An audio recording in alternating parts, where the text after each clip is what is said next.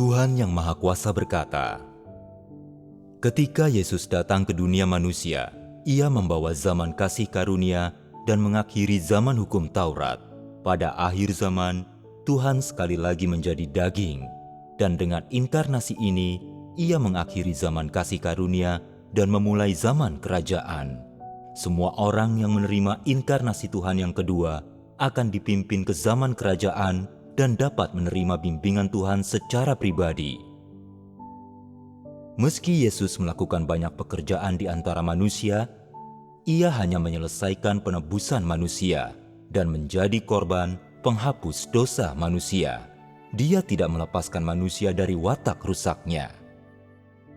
Menyelamatkan manusia sepenuhnya dari pengaruh iblis tidak hanya membuat Yesus menjadi korban penghapus dosa dan menanggung dosa manusia, tetapi juga membuat Tuhan melakukan pekerjaan yang lebih besar untuk melepaskan manusia dari wataknya yang dirusak iblis. Jadi, setelah dosa manusia diampuni, Tuhan kembali menjadi daging untuk memimpin manusia memasuki zaman baru dan memulai pekerjaan hajaran dan penghakiman. Pekerjaan ini telah membawa manusia ke alam yang lebih tinggi. Semua orang yang tunduk di bawah kekuasaannya akan menikmati kebenaran yang lebih tinggi dan menerima berkat yang lebih besar. Mereka akan sungguh hidup dalam terang dan mendapatkan kebenaran, jalan, dan hidup. Amin. Firman Tuhan jelas, Tuhan Yesus melakukan pekerjaan penebusan, hanya mengampuni dosa manusia. Natur berdosa kita masih ada. Kita masih perlu Tuhan melakukan pekerjaan penghakiman dan penyucian untuk memberi kita kebenaran dan menyelesaikan natur berdosa kita. Membuang dosa kita agar kita tidak menentang Tuhan. Lalu kita akan taat dan takut akan Tuhan. Hanya itu cara kita masuk kerajaan Tuhan. Iya, benar. Dahulu aku tidak memahami pekerjaan Tuhan.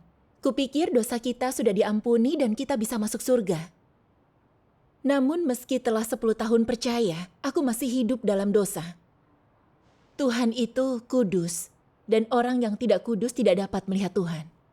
Jadi bisakah orang yang hidup dalam dosa diangkat ke dalam kerajaan Tuhan? Aku bingung. Aku tidak paham.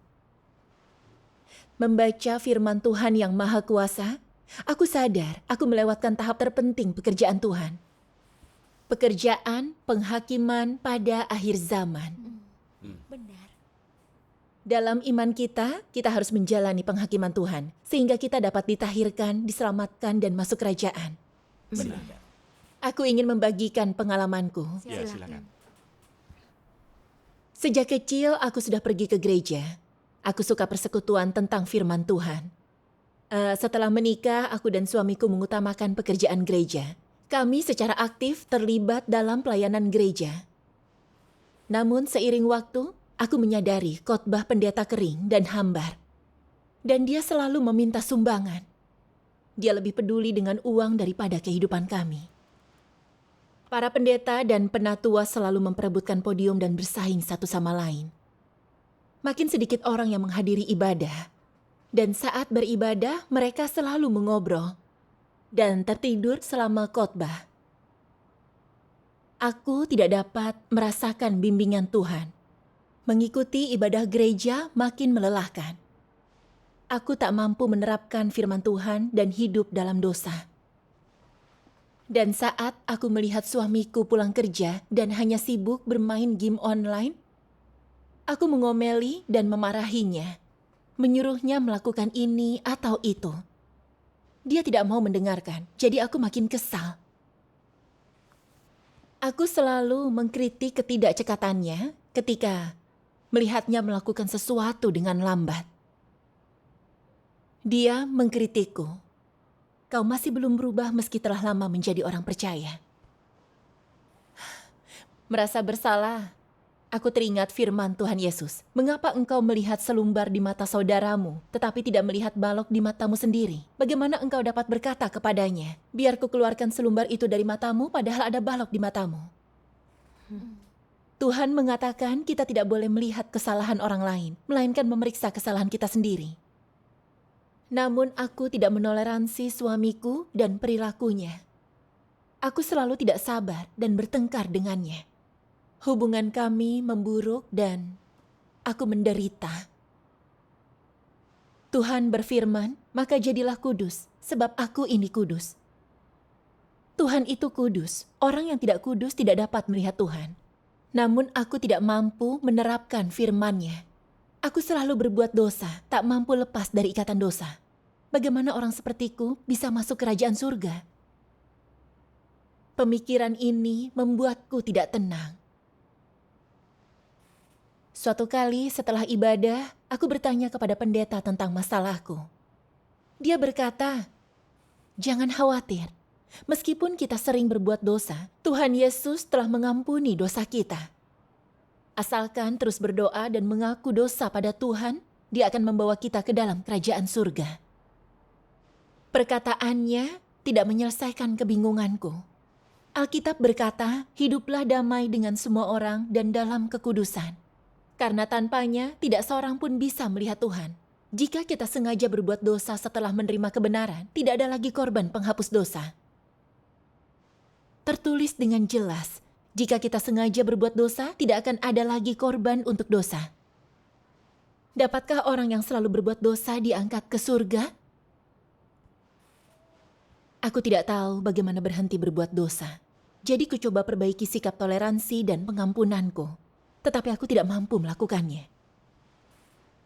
Aku kembali mencari pendeta itu. Dia menggelengkan kepalanya dan berkata, "Aku tak punya solusi untuk berbuat dosa lalu mengakuinya." Bahkan Paulus berkata, "Ada kehendak dalam diriku, tetapi tidak kudapati cara berbuat yang baik. Karena tidak kulakukan apa yang baik yang aku mau, tetapi yang jahat yang aku tidak mau, itu yang kulakukan." Kita pasti berbuat dosa. Jadi bertobatlah dan lebih banyak mengaku dosa. Dan aku akan berdoa lebih banyak untukmu. Mendengar ini dari pendeta sungguh mengecewakan. Aku berdoa kepada Tuhan. "Ya Tuhan, aku tidak mau berbuat dosa, tetapi aku tidak mampu menahan diri. Hidup dalam dosa itu menyakitkan, tetapi aku tidak tahu caranya berhenti. Aku takut Engkau akan meninggalkanku. Tuhan, kumohon selamatkan aku."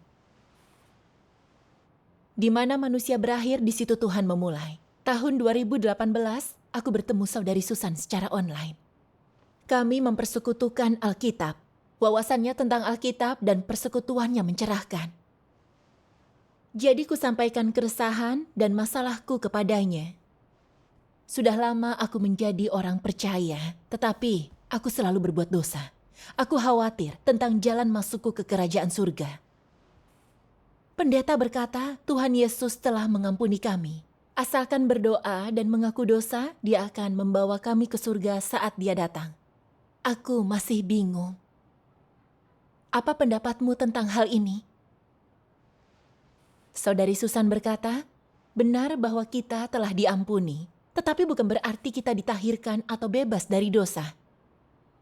Tuhan Yesus berkata, "Siapa yang berbuat dosa adalah hamba dosa.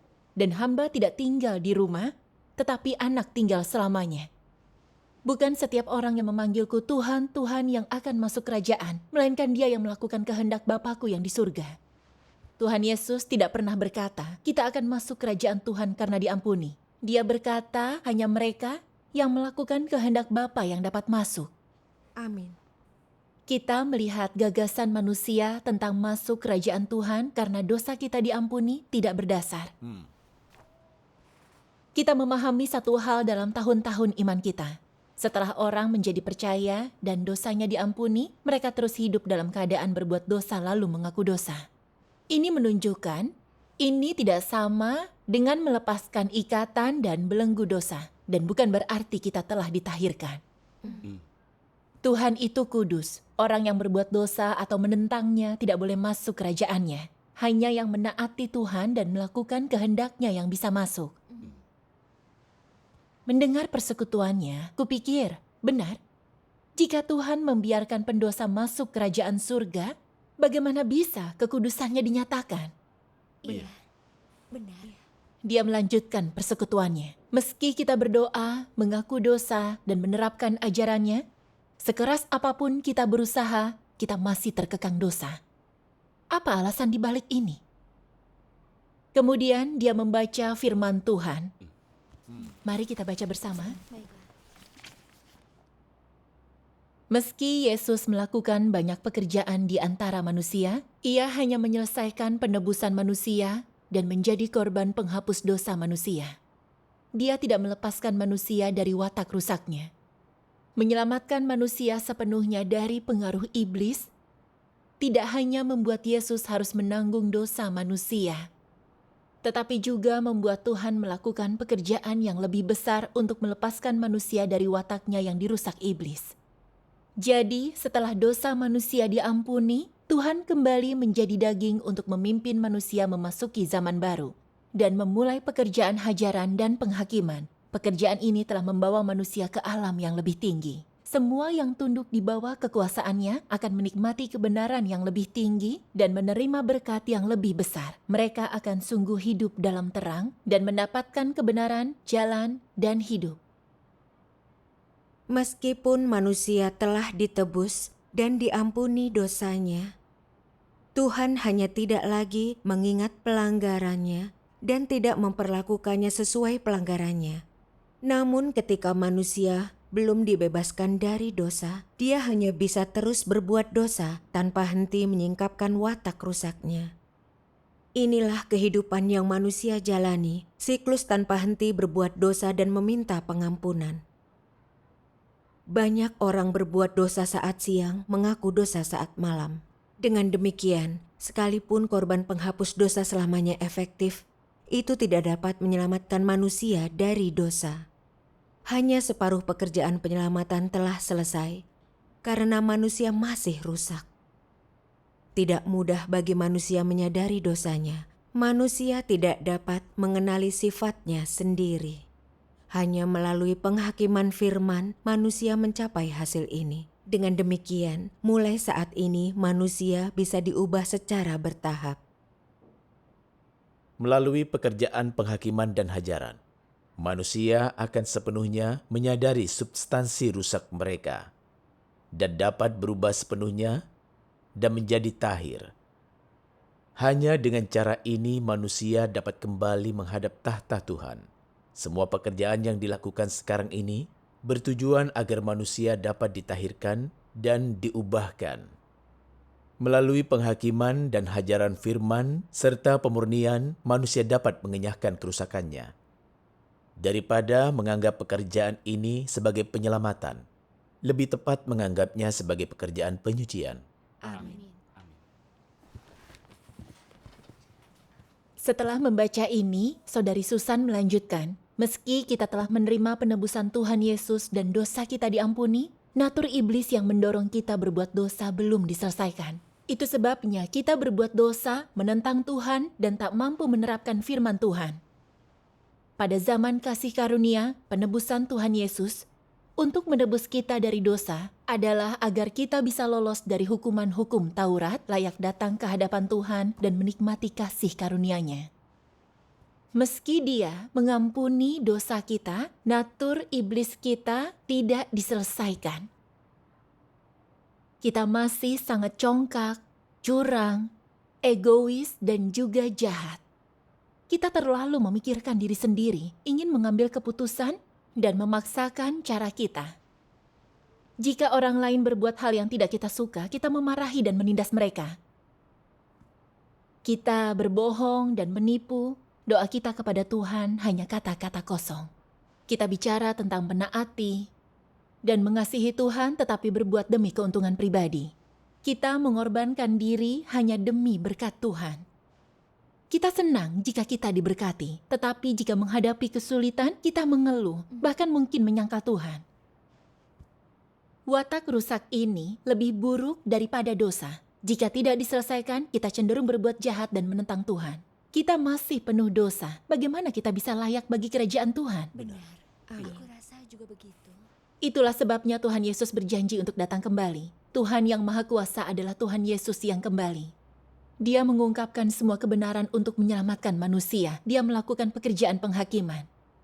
Ini untuk menyelesaikan natur manusia yang rusak. Menyelesaikan akar masalah kita berbuat dosa dan menentang Tuhan. menyucikan dan menyelamatkan, membawa kita ke kerajaan-Nya. Amin.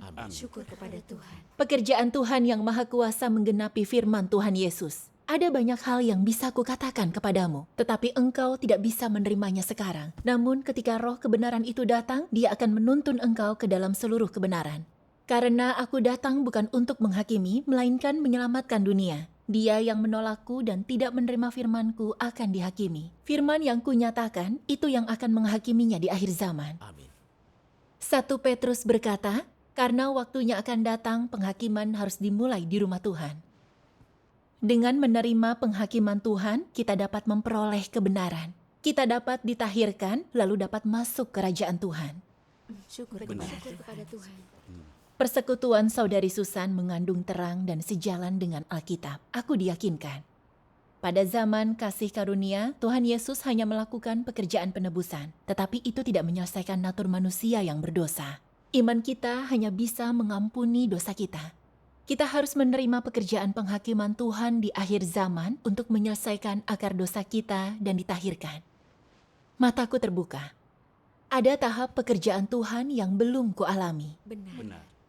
Aku mendengar Tuhan Yesus telah kembali dan mengungkapkan kebenaran untuk melakukan pekerjaan penghakiman untuk menyucikan dan menyelamatkan manusia dan membawa kita ke dalam kerajaan Tuhan. Aku sangat gembira dan segera bertanya kepada Saudari Susan, bagaimana pekerjaan penghakiman Tuhan menyucikan kita. Dia membacakan firman Tuhan yang Maha Kuasa. Mari kita baca. Baiklah. Pekerjaan Tuhan dalam inkarnasi kali ini mengungkapkan wataknya melalui hajaran dan penghakiman. Dengan landasan ini, dia membawa kebenaran kepada manusia dan menunjukkan cara praktis, sehingga mencapai tujuannya untuk menaklukkan dan menyelamatkan manusia. Inilah landasan di balik pekerjaan Tuhan pada zaman kerajaan. Pada akhir zaman, Kristus menggunakan berbagai kebenaran untuk mengajar manusia, mengungkapkan esensi manusia, dan membedah perkataan dan perbuatan manusia. Firman ini terdiri dari berbagai kebenaran, seperti tugas manusia, bagaimana menaati Tuhan, bagaimana setia kepada Tuhan, bagaimana hidup dalam kemanusiaan yang normal, serta hikmat dan watak Tuhan, dan sebagainya. Firman ini semuanya ditujukan pada esensi manusia dan wataknya yang rusak.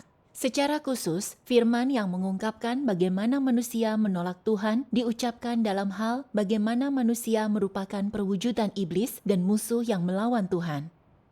Selama pekerjaan penghakimannya, Tuhan tidak menjelaskan natur manusia dengan beberapa kata. Dia menyingkapkan, menangani, dan memangkasnya dalam jangka panjang. Cara penyingkapan, penanganan, dan pemangkasan ini tidak bisa digantikan dengan perkataan biasa, tetapi dengan kebenaran yang tidak dimiliki manusia. Hanya cara seperti inilah yang disebut penghakiman.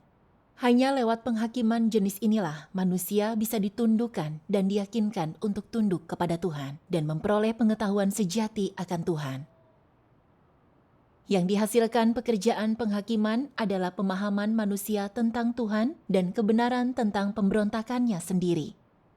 Pekerjaan penghakiman membuat manusia mendapatkan pemahaman akan kehendak Tuhan, tujuan pekerjaan Tuhan, dan misteri yang tidak dapat dipahami olehnya.